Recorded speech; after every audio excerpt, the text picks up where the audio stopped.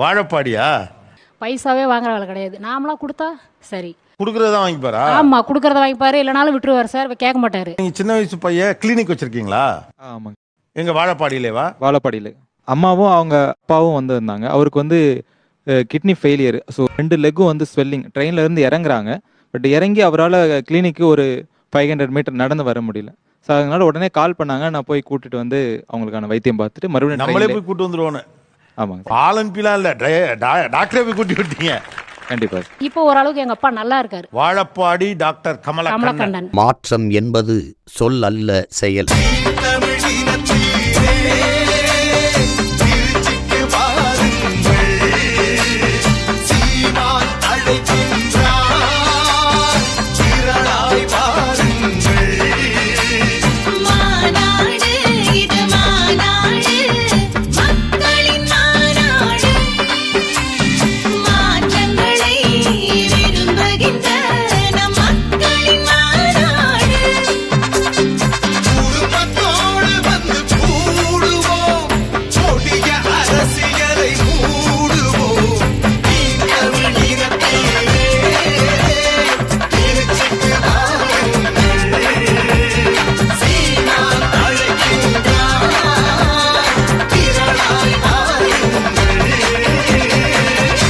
இது நம் இனத்தின் திருவிழா, எல்லோரும் கூடுவோம்.